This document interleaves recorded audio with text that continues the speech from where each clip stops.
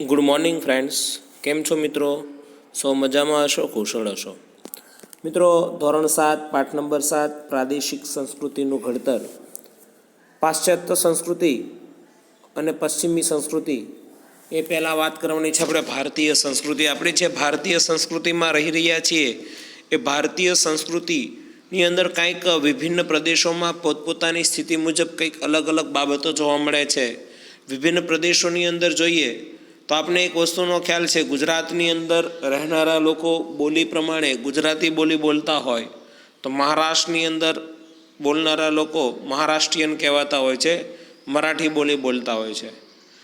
તો જેમ ભાષાની અંદર ભિન્નતા છે તેમ અન્ય ઘણી બધી બાબતોની અંદર ભિન્નતા રહેલી છે. તો એ કેવા પ્રકારની ભિન્નતા છે જે અંતર્ગતની સદીઓથી ચાલી આવતી આપણી સંસ્કૃતિ જે એના પર આખી નભેલી છે, કે જેમાં કયા કયા તહેવારો ઉજવાય છે, કઈ કઈ બાબતો ત્યાં અવનવી પડે છે, ત્યાંના લોકોનો પોશાક શું છે, ખોરાક શું છે, વગેરે દૃષ્ટિએ ભારતમાં પ્રાંતીય ભાષાઓનો વિકાસ થયેલો છે. અલગ અલગ પ્રાંત અંતર્ગતને નામ પણ ગુજરાતીમાં કહેવત છે, 12 ગાવે બોલી બદલાય.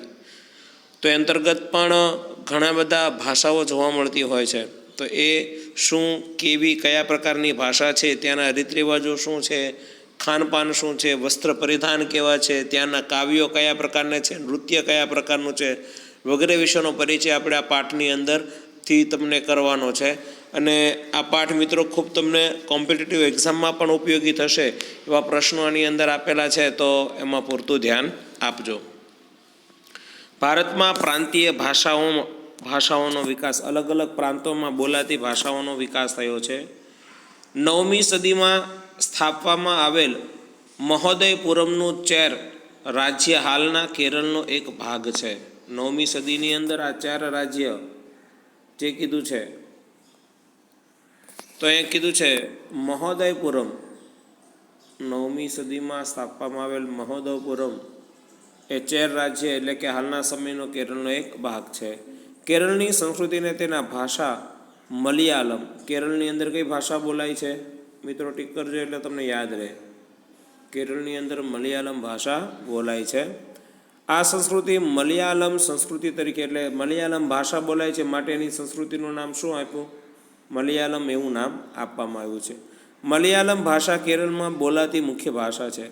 તેના પર સંસ્કૃતનો ઘણો પ્રભાવ જોવા મળે છે.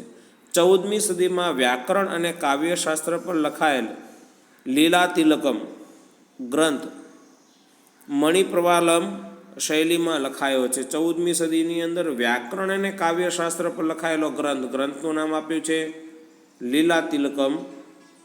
એ ગ્રંથ એ કઈ શૈલીમાં લખાયો હતો? કે મણિપ્રવાલમ શૈલીની અંદર લખાયેલો છે. એટલે પહેલા જ પેરેગ્રાફની અંદર તમને જો કેટલા શબ્દો બોલ્યા, કેટલા શબ્દો પરથી એક માર્કના પ્રશ્ન બને. 9મી સદીમાં સ્થાપવામાં આવેલ મહોદયપુરમ નામનું સ્થળ એ ચેર રાજ્ય હાલના સમયે કેરળનો એક ભાગ છે. કેરળની સંસ્કૃતિ અને તેની ભાષા વિશેની વાત કરીએ તો કેરળની અંદર મલયાલમ ભાષા બોલાય છે અને મલયાલમ ભાષા સાથે તેની સંસ્કૃતિ મલયાલમ સંસ્કૃતિ તરીકે ઓળખાય છે.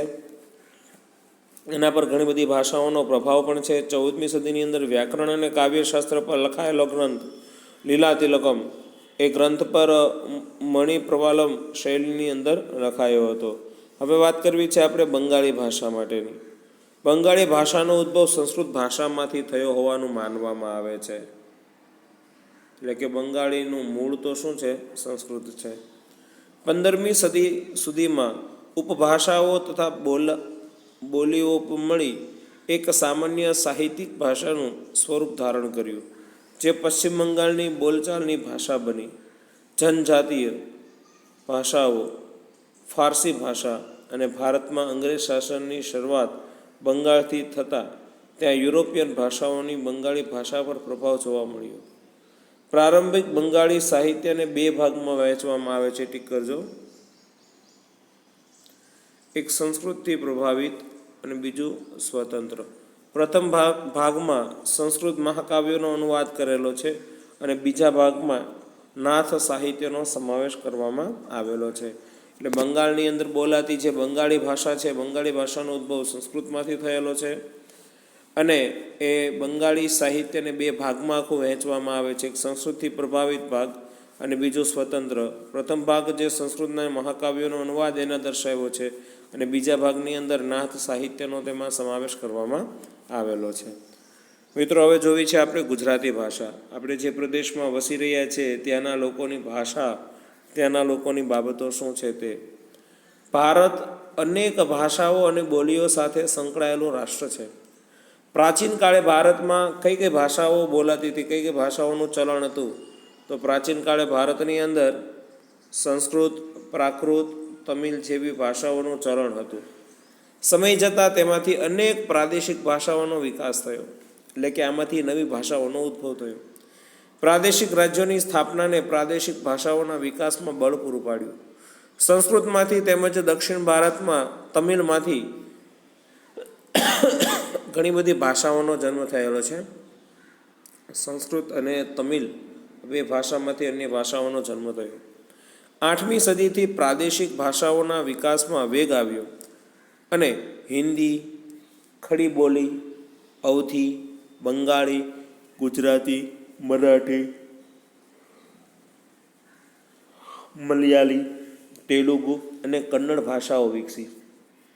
ઈસવીસન 10મી અને 11મી સદીમાં સંસ્કૃત, પ્રાકૃત અપભ્રંશમાંથી ગુજરાતી ભાષાઓનો વિકાસ થયો. ગુજરાતી ભાષાઓનો વિકાસ, સંસ્કૃત અને પ્રાકૃત એનો અપભ્રંશ થઈ અને ગુજરાતી ભાષાનો વિકાસ થયો હતો. અપભ્રંશ ગુજરાતી ભાષાની જનની છે. અપભ્રંશ ગુજરાતી ભાષાની શું છે? જનની, એટલે કે એમાં તેનો ઉદ્ભવ થયો. જનની એટલે માતા છે. આચાર્ય હેમચંદ્રથી અપભ્રંશ ભાષાની શરૂઆત થઈ. સંસ્કૃત, પ્રાકૃત, અપભ્રંશ ભાષા પછી ગુજરાતી ભાષાનો વિકાસ થયો. હેમચંદ્ર સુરી જૈન ધર્મના એક આચાર્ય થઈ ગયા. તેનાથી અપભ્રંશ ભાષાની શું થઈ? શરૂઆત થઈ અને ત્યારબાદ સંસ્કૃત, પ્રાકૃત, અપભ્રંશ આવી ભાષાઓ વિકાસ થતી જોવા મળી. ગુજરાતી માટેનો કહી શકાય એવો નવો સાહિત્ય યુગ નરસિંહ મહેતાના હાથે વિકસે છે. આ નવા યુગના સૂત્રધારો તરીકે નરસિંહ મહેતા, મીરાબાઈ અને ભાલણ ઉપસી આવે છે. નવા યુગના સૂત્રધાર તરીકે કોનો ઉલ્લેખ થયો છે? તો કે એક તો નરસિંહ મહેતા, મીરાબાઈ અને ભાલણ, આ ત્રણનો ત્યાં વિકાસ થયો છે, ઉદ્ભવ થયો છે, સૂત્રધાર છે એમ કહેવાય છે. આ ત્રણેય ભક્તિ સાહિત્યના વિકાસ સાથે ગુજરાતી ભાષાનો વિકાસ કર્યો. નરસિંહ મહેતાએ શામળદાસના વિવાહ, કુંવરબાઈનું મામેરું, હુંડી, સુદામા ચરિત્ર, દાણલીલા વગેરે કૃતિઓની રચના કરી. મિત્રો, નરસિંહ મહેતાએ કરેલ કૃતિઓની રચના નીચે ટીક માર્ક કરજો, 1 માર્કમાં પ્રશ્ન પૂછાય. નરસિંહ મહેતાએ કઈ કૃતિની રચના કરી? એક શામળદાસના વિવાહ, કુંવરબાઈનું મામેરું, હુંડી, સુદામા ચરિત, દાણલીલા વગેરે કૃતિઓની રચના કરી. મીરાબાઈએ પણ કૃષિ ભક્તિને કેન્દ્રમાં રાખી ઘણા પદો રચ્યા છે. ભાલણ સૌપ્રથમ પોતાની રચનાઓમાં ગુજરાતી ભાષા માટે ગુર્જર ભાષાની સંજ્ઞા આપી હતી. ભાલણે એક ગુર્જર ભાષા, હકીકત ગુર્જર ભાષાની સંજ્ઞા આપી હતી તેમ કહેવાય છે. તેઓ પાટણના મોઢ બ્રાહ્મણ હતા. તેમણે આખ્યાનના પિતા તરીકે ઓળખવામાં આવે છે. ભાલણને આખ્યાનના પિતા તરીકે પણ લોકો શું કરે છે? ઓળખે છે. તેમની જાણીતી કૃતિઓમાં ધ્રુવાખ્યાન, મુરગી આખ્યાન, શિવ ભીલડી, સંવાદ વગેરેનો સમાવેશ કરવામાં આવેલો છે. તો આ બધી વાત થઈ ભાલણ માટેની, કે ભાલણે કઈ કઈ કૃતિઓ રચી, કેવા પ્રકારની કૃતિઓ રચી તે બાબત. તો આ બધી વાત આપણે ખાલી ભાષાઓ માટેની કરી. તો ભાષાની અંદર ગુજરાતી, બંગાળી, મલયાલી 3 ભાષાઓનો સમાવેશ થયો. હવે ભારતની અંદર કયા કયા ઉત્સવ ઉજવવામાં આવે છે? જેમ કે રથયાત્રા જગન્નાથપુરીની, હોળી, પછી હોળીની અંદર પણ કીધું છે લડમાર એટલે કે બરસાના, લોહડી, પંજાબની અંદર પોંગલ, ઓણમ, આ બધા ઉત્સવો જે ઉજવવામાં આવે છે. દિવાળી, દુર્ગાપૂજા, નાતાલ, મોહરમ, ઈદ, પતેતી, ચેટીચંદ એટલે કે ચેટીચાંદ જેને કહીએ છીએ. ગુજરાતની અંદર 3 ઉત્સવ બહુ ઉજવાય છે: નવરાત્રિ, ઉત્તરાયણ, રથયાત્રા અને અલગ અલગ મેળાઓ જ્યાં જ્યાં ઉજવાય છે તે બધો પરિચય આપણે નેક્સ્ટ ટાઈમના લેક્ચરમાં મેળવીશું.